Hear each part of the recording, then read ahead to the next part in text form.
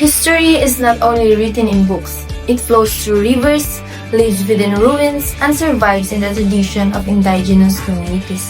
In Butuan City, the Agusan River and the Bansa Church ruins stand as witness to centuries of trade, faith, struggles, and identity. Beyond these places are the voices of the Higaunon people communities who continue to preserve their culture despite of modernization.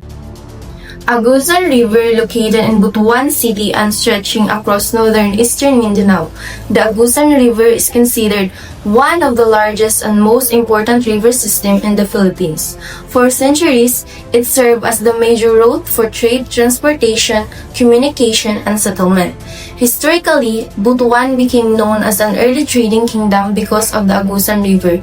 Archaeological findings such as balangay boats and ancient artifacts reveal that Butuan City already had connection with neighboring Asian civilization long before Spanish colonization. The name Agusan is believed to have originated from the Manobo word agasan, meaning where water flows.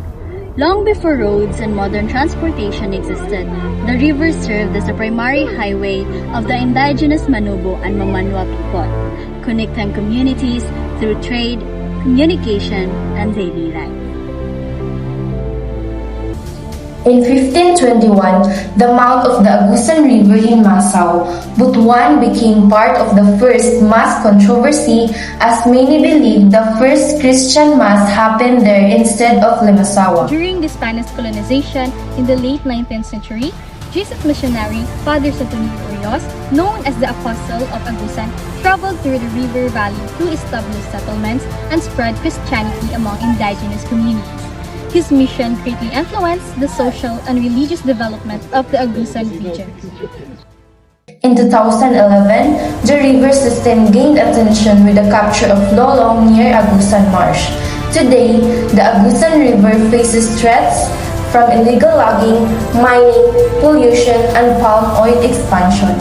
To protect the river and its surrounding ecosystems, several preservation efforts have been established.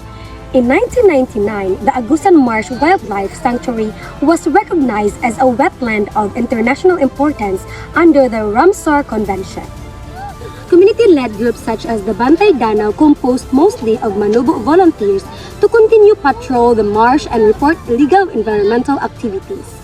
Meanwhile, the Agusan River Basin Master Plan, led by the DENR and partner of organizations, promotes integrated river management, flood control, and water quality protection to preserve the river for future generations.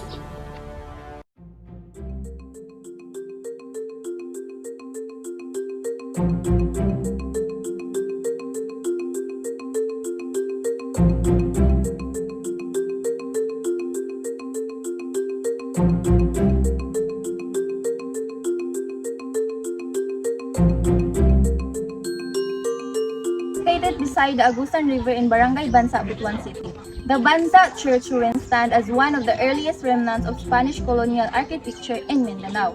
A massive banyan tree, locally known as balete, now wraps around the remaining one bell tower of what was once a beautiful church built by Recollect missionaries.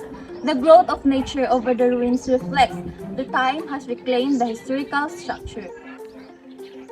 Historical record states that the first Catholic church in Mindanao was concentrated by Jesuit missionary Father Valerio de Ledesma on September 8, 1597. However, in 1753, the church was worn down during Moro Perez raids.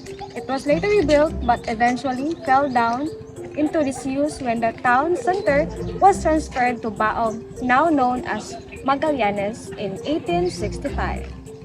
Though damaged by time and historical events, the Bansa Church ruins continue to remind present generations heritage of Butuan civic complex and layered history reflecting the intersection of indigenous heritage, Spanish colonization, and the enduring importance of cultural preservation.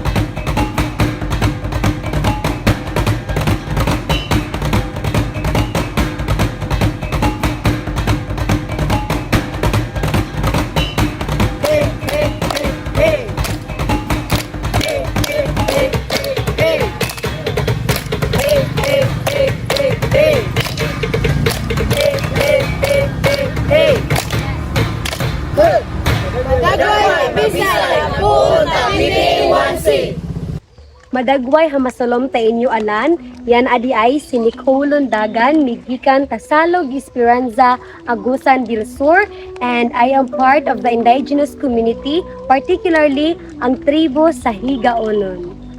Sige ma'am, hello, good day. So, pwede ba nimo i-share sa amo ang about sa inyong tribe? So, ang among tribe is dili kayo siya kanang known sa diri sa syudad, pero pag moadto mo sa amua, ang mga tao dito is very accommodating kaayo, and pag naay mga bisita ang mga katribo sa Higaonon magkahiusa jud na magtinabangay aron nga ang bisita is matarong jud og atiman, and ang mga tao dito anytime nga naay problema sa amua, ang among mga dato is mag-initiate gina siya nga moadto sa mga tao para mangayo og tabang ug magtinabangay ang mga tao pag naay isa sa kahigaonon nga naay nagproblema. And ang tribo sa Higaonon is malocate na siya dito sa Salog, Esperanza, Agusan del Sur, dili lang dito kundi dili na apo dito sa part sa Bukidnon ug dagan pag mga lugar nga naay mga Higaonon, pero mostly jud sa Bukidnon and sa Esperanza, Agusan del Sur jud nagpuyo ang mga Higaonon. Sige ma'am, so pwede ba nimo i-share what are the important traditions or customs in your tribe? So dito sa among tribo, every year na kami ginapahigayon nga kaamulan, which is the reunion. So dira nga tay magkatipok ang mga kaparintihan o mga kanang kalululuhan, mga kaig-agawan o nadra po ang mga dato to celebrate, to kanang para maki-appeal sa celebration sa usa ka reunion. And dira apod na apoy mahitabo nga mga dasang, mga limbay aron sa pagsaysay sa mga history sa tribo ug sa pagdayeg or pag-welcome sa mga bisita nga moadto dito. So kaamulan means reunion, and naapod dira gipahigayon ang among mga napoy makita dira nga i-present ang among mga dances, which is the binanog and the dinugso. Muna siya ang pagpakita og celebration sa usa ka reunion, og ingana pod ang ginabuhat gyud nga tradisyon pag-abot sa kaamulan. So, are there special celebrations or rituals practiced in your community? Yes, our rituals are kanang mahitabo lang siya if naay mga kasal, naay mga sakit, naapoy mga importante nga buhatan og rituals dito sa amua. And ang naalang authority nga mubuhat ana is ang atong mga ginatawag nga mga dato sa tribo, o na sila ka mga pure-blooded Higaonon nga mga tigulang, dili lang tigulang kundi dili pud na ay mga sinuloban na gyud sa mga kanang mga una nga mga dato, or kanang sila ang gibilinan nga mo'y mag-preserve sa culture, mo'y mag-manage sa mga tao nga dito, og mo'y mo-assess ug mo-facilitate sa mga conflicts nga naa dito sa tribo. So, you have mentioned about preservation of your culture. So, how do you preserve your culture and traditions today? So, big factor jud kaayo nga naami mga dato sa tribo, no, to remind us labi na karon sa nagkadugay ang panahon na yung mga bagupod nga mga binuhatan nga naa sa among tribo.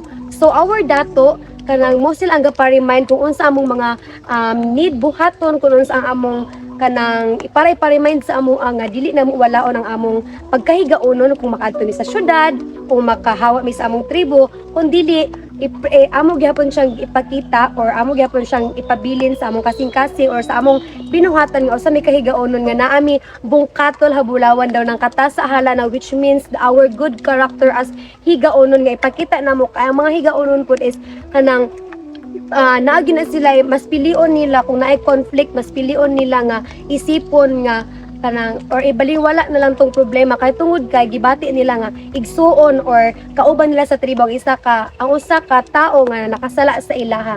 And kung naay mga conflicts dito dili na kinahanglan nga moabot man gina sa dagko nga mga ato man gina siya sa barangay, pero adison na siya moadto sa barangay naa nagyoy dato nga mo coordinate or mo husay ana para wala na isamok sa among barangay.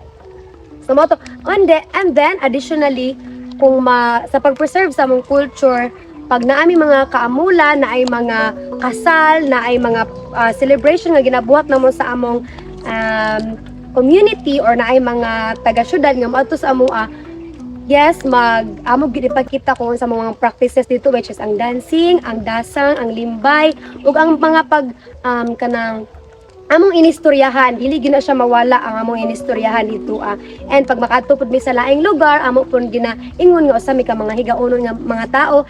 And kanang sa naay every time nga naay celebration sa Esperanza og sa Naliyagan, dira or kinaaman mi ginatawag nga nalandang. So diraan na mo i-present pinaagi sa pag-showcase sa mga talent sa mga higaonon, pag sa sayaw, sa kanta, ang mga higaonon po dili lang kay higaonon sila nga wala sila kahibaluan, pero ang mga higaonon po are mostly educated na gid sila and dili na gid sila mawala, ay dili na gid sa maulaw sa pagpa-showcase sa ilang mga talent nga na learn nila within the community. Sige ma'am, so what is daily life like in your tribe? So, unsa may mga common livelihood or sources of income in your community, or na ba may mga unique nga foods or products na dihaa sa inyong kultura? So, when we say livelihood, dito sa amo makita nimo among barangay, dako gid siya and nakatunga siya sa bukid. So, dili lisod ang panginabuhian dito, pero dili lisod ang resources nga among makita dito, which is ang mga tao dito very kakugihan kaayo, kay ang mga tao dito dili nimo siya makita buntag dito sa sa baryo, kun dili buntag na sila sa ilang mga uma para magtanom og bag-atiman sa ilang sagingan, falkatahan, raberan og uban pang mga tanom nga pwede pagkakitaan og mga pwede nga pagkakitaan sa mais. So, kana nga mga pagkakitaan na gyud sa mga present gyud sa dito, dili gyud siya mawala tungod kay walay lain nga pagkakitaan og kanang kwarta dito na ay mga small businesses, mga tindahan lang, mga kanang mga asawa nga mabilin sa balay nga maruya, pero wala gyud mga business nga dagko dito nga mo ay ginapangitaan og pangwarta sa mga higaonon dito. So ang ginapangita ra gyud or ang kapangitaan ra gyud og katrabaho sa mga higaonon dito is ang pagtanom ug ang pag-atiman sa mga tanom, sa ilang mga tanom para pag-harvest ana is ilag yung ilang ay makakwarta sila, and mostly naapoy tanom dito og mga abaka. So mo na ang abaka, mo pud na ang ginabaliga nila og naapoy day mga lanot dito kanang silhig sa balay, kung naamoy mga palit dira sa kilid-kilid, ang uban ana gikan sa amo dito sa salog. Ang mga farmers na mo dito mo produce sa lanot, sa abaka, kung kaila mo og uway, naapod uway dito and uban pa nga mga duldol, kung naamoy kaila mo ng duldol, mo na siya ang cotton ginahimog unlan. So mo pud na ang ginapangitaag kapangitaan og kwarta sa mga higaonon.